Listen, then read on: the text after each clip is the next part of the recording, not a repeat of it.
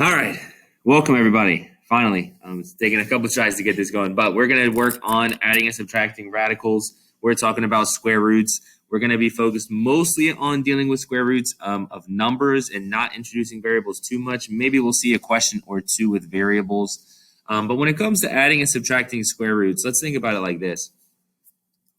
What we're going to be adding and subtracting, if we had questions that were like this, again, you don't really need to take notes on this if you're in class, but this question would be a piece of cake because we know that the square root of 16 is 4. We know the square root of 4 is 2, and so the answer is 6. Now, this question is too easy, right? We're not going to see questions like this because the reality is that you've memorized all these values and they'd be way too easy. So we're not going to see adding and subtracting radicals that's quite that easy, okay?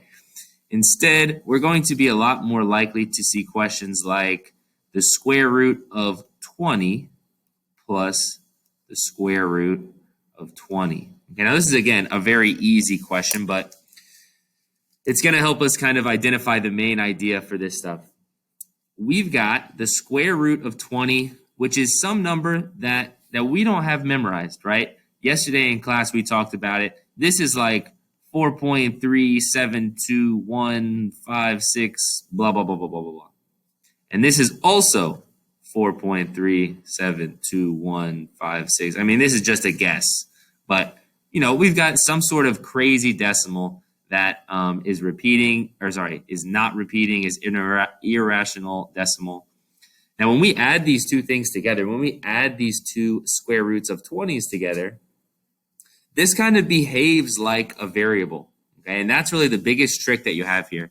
You know, this square root of 20 and this square root of 20 added together, these are like weird, you know, unicorn decimals. And so the way that we would write this answer is to say that we have 2 square roots of 20. Right? I mean, we basically got one square root of 20 and we're adding it to another square root of 20. And so we've got 2 of them. Okay. It's really weird because when we do multiplying and dividing radicals, we talk about, you know, take the insides and multiply them with the other insides, take the outsides and multiply them together. But when it comes to adding, it's very different. It's not really difficult, but it's very different. And that difference can confuse students a lot of times. Now, this interaction is the one thing that you want to keep in mind. Okay, now this isn't, you know, an example where even once we got this far, we would still want to simplify the 20 because, again, anytime we could simplify those numbers inside the radical, we would want to. But it's a good demonstration of our strategy is if we have the same radicals, we're going to leave the insides alone, right? We're not going to change this to 40 because it's still just the same exact decimal of 4.372156. Or again, these are kind of random numbers, me guessing. But we're going to leave these alone and we're going to basically add together the outsides, right? This is like 1 plus 1, and that equals 2. Now, what you'll hear me say today, I have, maybe it's a bad habit, but I like to call these square roots of 20s, I like to call these different items. So for example, I'll call this, I'll just say, you know, we've got 1 apple and we've got 1 apple. That doesn't look very much like an apple. Maybe I need to give it a little leaf on here. Maybe it looks more like a beet. But anyways, we've got 1 apple and 1 apple, and that just makes 2 apples, okay? And if you think about it like that, it is relatively straightforward, okay? Now, obviously, a question like this is still way too easy. And so when we see an actual question, the actual question will look something like this. A square root of 20 plus 5 square roots of 5. So this is a type of question you might actually see. And what's going on here is we've got a decimal, 4.3, but, you know, it's just a decimal over here. And over here we have another decimal. This one would be something like 2.21, whatever. Again, just guessing those decimals. But in reality, these are two totally separate decimals that have nothing to do with each other. And so there's actually no way for us to add this square root of 20 to this square root of 5, right? If we had matching apples and apples, we could combine them together. But if we have, for example, here, I'm going to try to draw another, terrible apple. Maybe I need the brown for the stem. Maybe I need the green for the leaf. That's starting to look a little bit like an apple. This question is more like apples and oranges, right? These two things, they don't match. They're not, it's square root of 20 and the square root of 5, and they're not working in the same way, right? We can't just stack them up. We can't say that we have, 6 apple oranges. That's not how you can do addition. So what we need to do, and some of you may already be thinking ahead of me here, is that if we simplify, maybe we can work and massage this apple until it looks more like an orange, and then we can combine them together. And that's exactly what's going to happen. We'll have 4 times 5, 2 times 2. We're working with square roots, so we need to circle 2 of them at a time. Maybe I'll get my apple color. The 2 coming outside, the 5 left over. And so we will have, we can turn this question into 2 square root 5 plus 5 square root 5. And now, at first, we couldn't really do anything, but now we have 2 oranges plus 5 oranges. Now, the biggest thing you want to get right is that this would be still oranges. Square root of 5 plus the square root of 5, you're not going to change the inside number at all when it comes to addition, okay? It's just talking about oranges.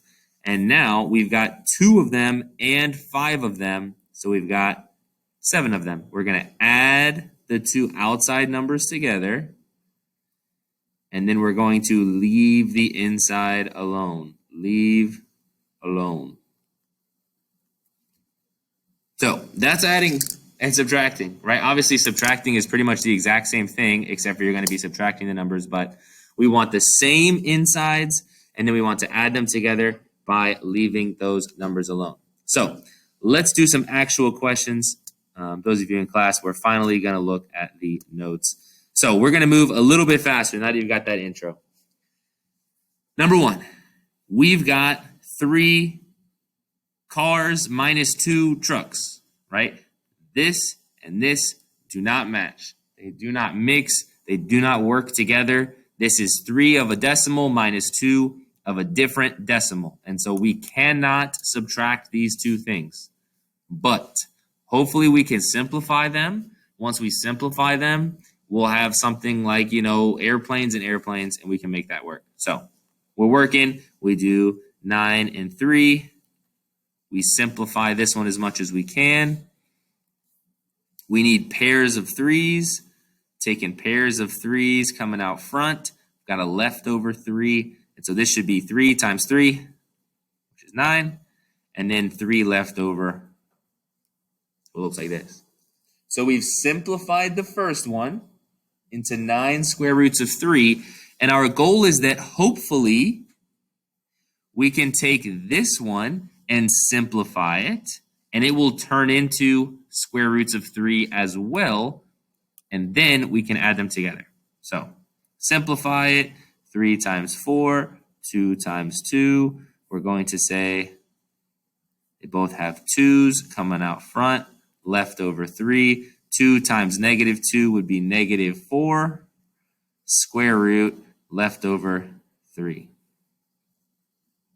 And so now this is probably a little satisfying, right? At first we couldn't do anything. We simplified it, and then all of a sudden it just looks perfect. We've got 9 airplanes, and we're going to subtract 4 airplanes.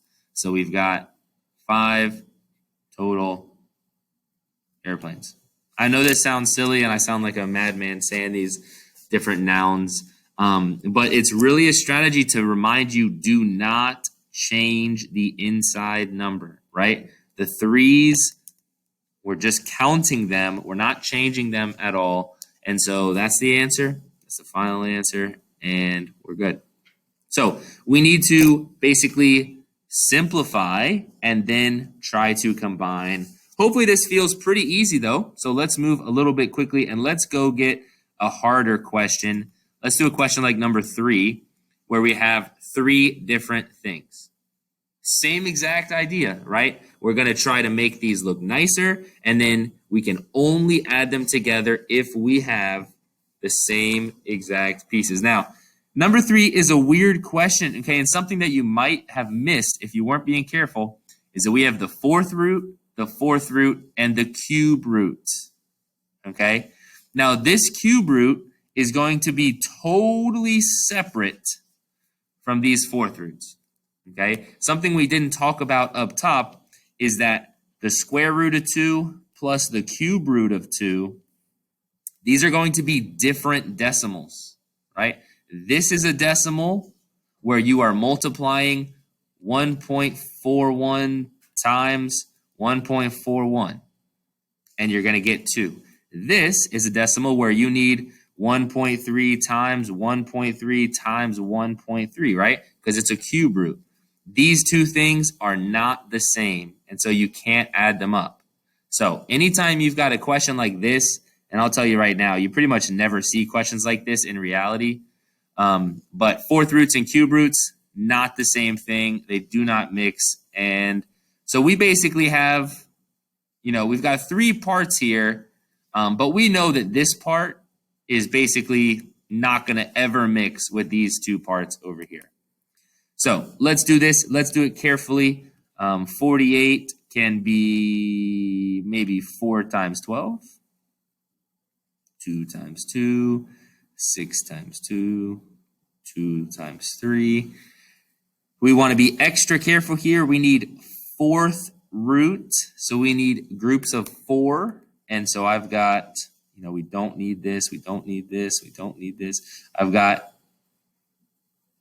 4 2s and the leftover 3. The 2s are going to come out front with the 7. Do not forget this 7. It's probably your most likely mistake on this question. So that is looking pretty good. I have made a small mistake. I forgot to put my 4 here. And you can see that this second piece, which is already pretty much as simplified as it gets, because we can't break this 3 down, it's already good. So we can just bring this down here, minus 2 fourth root of 3. And you can hopefully tell that this is already lining up. This is already working. Now our last piece, let's do green. Our last piece over here, 72 is 8 times 9. 4 times 2, 3 times 3, 2 times 2. We need triplets. Make sure you're getting triplets. And so we need all 3 of these 2s. Leftover 3, another leftover 3. And this 2 is coming out front where there's already a 3. So to get all this right, we need a 6 out front. That's 2 times 3. And then we need the cube root of 3 and 3 makes 9. So all of these things together, to finish this question, we just need to add, add the apples up and then add the oranges up and see what we got, okay? These 2 things here, these things are allowed to combine because we've got 14, avocados, and we've got negative 2 avocados. And so we can combine these and we can get 12 avocados. Now this one, which is the cube root of 9, does not mix. It is a totally different number than we have with the avocados. And so for this number, it doesn't combine with anything. It just stays right here, plus 6 cube roots of 9. And that's it. That's the whole thing. Nothing we can do to get these 2 things to combine. This is, X's and this is Y's. They don't mix. They don't ever have anything in common. And so we're done right there. If you can do this question, you are doing great. You are feeling really good when it comes to adding and subtracting. And then we'll do one more with number 5, and then we'll be done with these notes. All we've got to do is when it comes to letters, it becomes a little bit more tricky. Okay, when it comes to letters, we just need to have exactly the same insides and exactly the same letters. Okay, so for example, and when I say letters, I mean variables.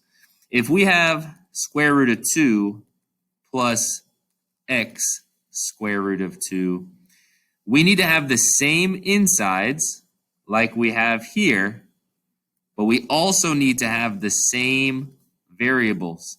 And since these have different variables, they don't add up. Okay, now that's kind of an obvious thing, right? Just like before, if you have a 5x and you have a 6x squared, you know that these two things cannot be added together because they have different variables.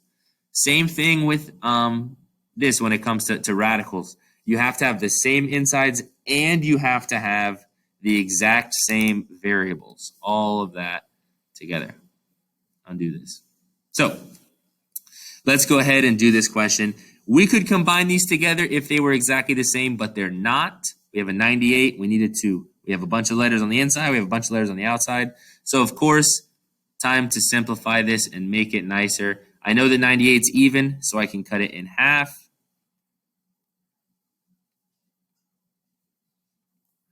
And so I'm going to go ahead and take both those 7s, bring them out front. I've also got a bunch of variables. I've got 1, 2, 3, 4 x's, 1, 2, 3. Oh, sorry, just 2 y's. Absolutely going crazy. Need to circle doubles, double x, double y. All of these are coming out front. All of these are coming out front. And so I've got a 7xxy on the outside. 7x squared y. I've got a 2 on the inside. This one, can't simplify it at all. The 2 is already good. And so that one is going to stay exactly the same.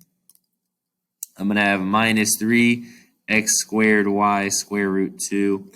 And so again, we need to have the exact same insides and the exact same x's and the exact same y's. And as you can see here, we've hit the lottery, right? X squared, y, square root of 2, square root of 2. And so we can finish this off by doing 7 minus 3, which is 4. And then we're just going to leave all this stuff alone, okay? X squared, y, square root 2.